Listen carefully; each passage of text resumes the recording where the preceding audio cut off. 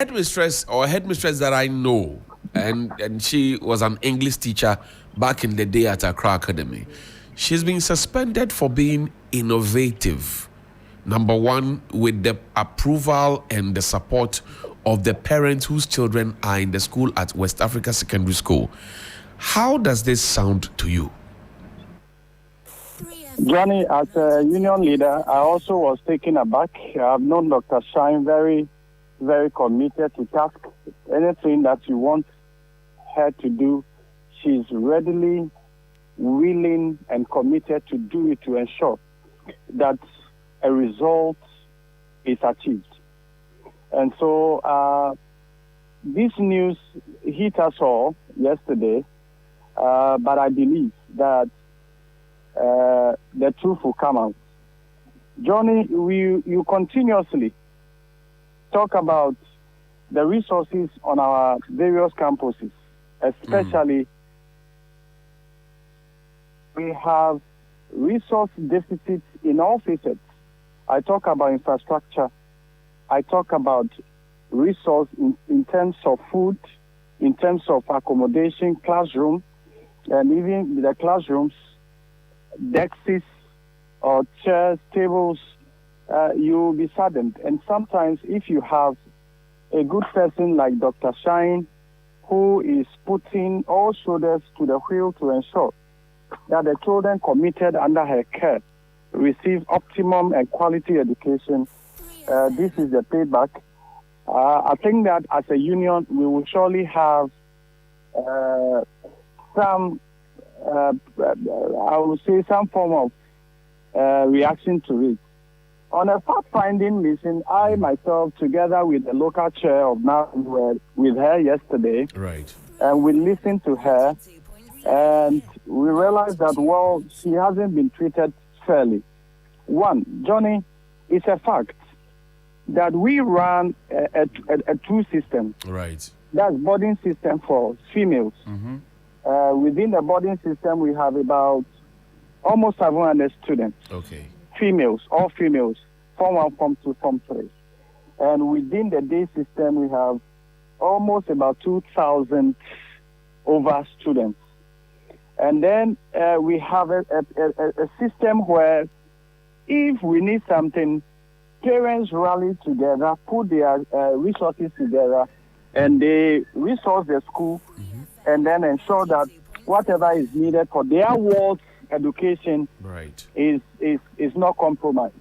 I can talk about food. Right. I can talk about dexys. There is the first year block. When my study revealed that the first year block, you spoke about light. Could That's you right. imagine that the lighting system that we have fixed on the first year block is a prepaid meter. Meter, right. Such that if this prepaid meter or if the meter, the system is off, where do we get money from? So it is these parents that resource us to buy some of these things. And as I speak, for almost a year on, we have requested the assembly to change that system.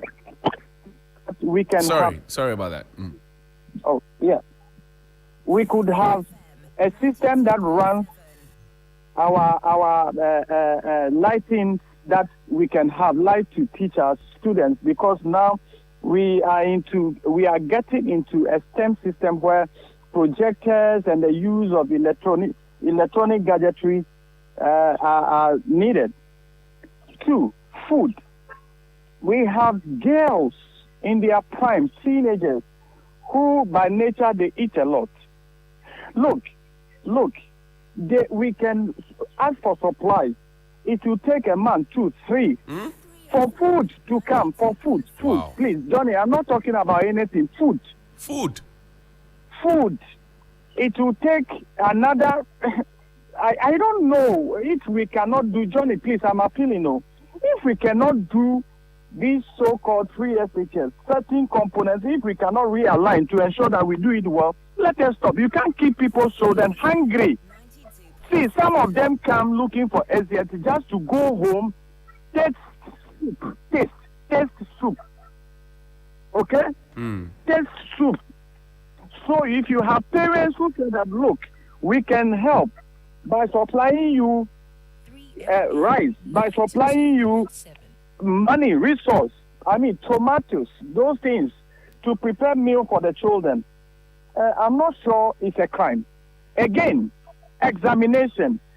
We as secondary school, we do not have, some do not have the capacity to wait for the papers or the printings from the government. Okay. And so when parents think that, look, our children need to undergo series of mocks or series of exams, and they decided to pay citizens to ensure that the school runs examination.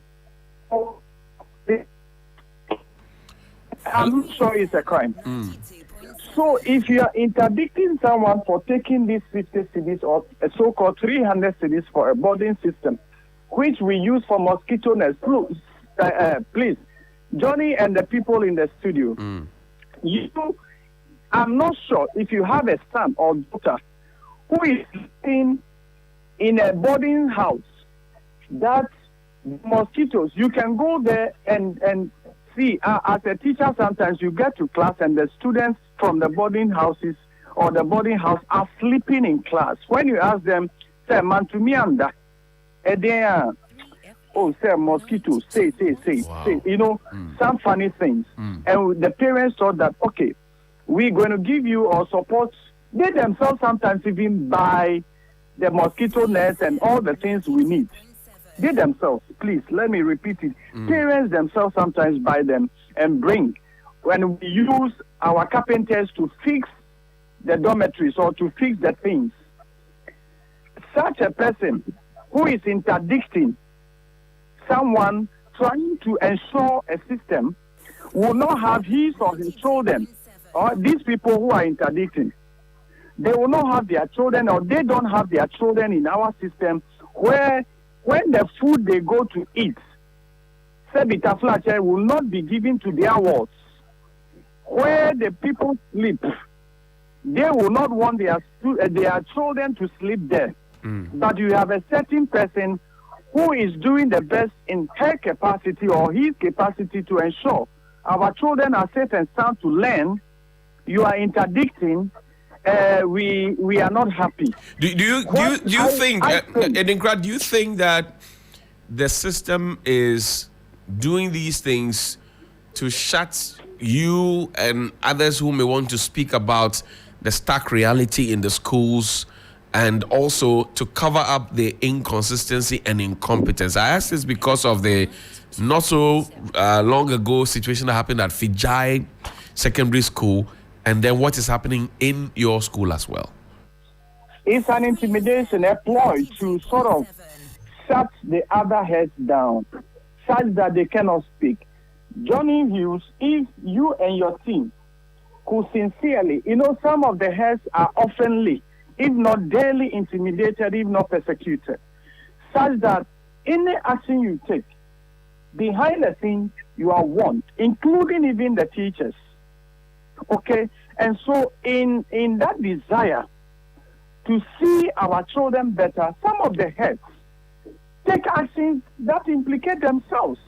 We are saying that, look, at a point, if we allow the system to run as it is, the children themselves will one day march to the plaster house, or the children themselves will one day move to the Ministry of Education or the GES to demand what is due them. I am not here and will not seem to incite anybody against our employers or authority. But if we cannot do something looking at our economic situation, that is why, Johnny Hughes, please, as a union, we have been calling for a review of the whole free SHS system, such that if we say we are giving uniform, and the uniform, the people will admit them in first year, the uniform will take almost about 6 months, 7 months to come. What do you think the child to wear to school? If you say we are feeding a hot meal for these students once every day, and by the time the students go there, the food that's supposed to cater for over 2,000 students, you prepare a meal that can meet the demand of, let's say, 200 students. And yet people are taking money because they claim they are feeding students. Are we not shooting ourselves at the foot and sort of misusing our resources as a state? So we are saying as a union, let us review some components and relieve the government of some of these loopholes that we are not capacitated enough. And what has government said about it since you as a union, association of teachers, started talking about it? What has the government said? Look, on deaf ears. On deaf ears in the sense that, you see, if you are a listening parent or a listening person, and a certain research, look, we have, as a union, come to terms with the fact that the burden on government with regards to the allocation or budgetary allocation to the free SHS, it is actually taking huge chunks of resources from the basic schools. And remember, if you are building and the foundation is not strong, you are not doing anything. Look, because of, in the name of free SHS, monies are not going to the basic schools. And they are also struggling and told. It's an open secret. The situation even at the basic level is even. But you see, the way Charles can talk about it, COPS in itself cannot talk about some of these things. So we are saying that, look, let us, as a union, for example, we have suggested that, look, take off the uniform component, take off the boarding, the total boarding system subsidy, take out the feeding component for these students. Johnny, please, are you listening to me? You are live on air. We're listening. Thank you very much. Take out the feeding of these students component such that those monies can be channeled into providing of books.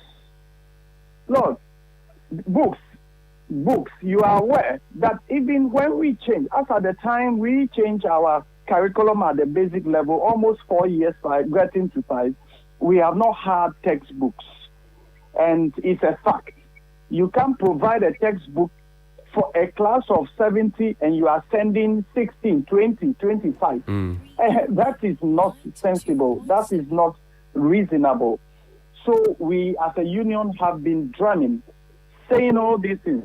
But it has not yielded anything. We wanted at a point.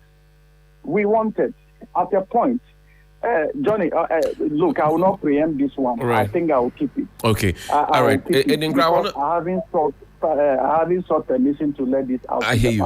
Adinkrah, I want to thank you very much indeed for your time. So what will be the next step after speaking to Dr. Shine? We are calling on the government to revoke this interdiction letter, because in the letter sent to Dr. Shine yesterday by the regional auditor that she has been interdicted, you have not conducted any preliminary, to our knowledge, you have not conducted any preliminary investigation to authenticate or to confirm the claim.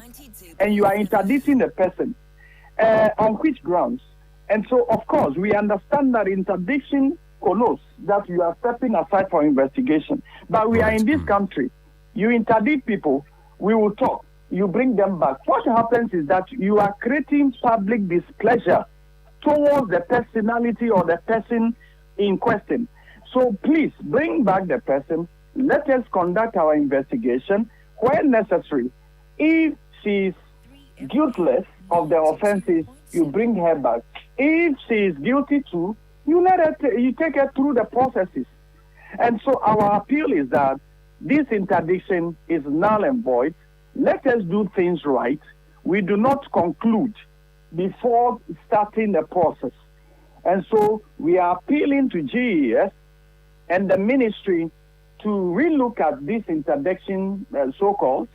Then together we can do the fact-finding when necessary. Okay, all right. So you tell me, you are a teacher at West Africa Secondary School, and this is my last question to you.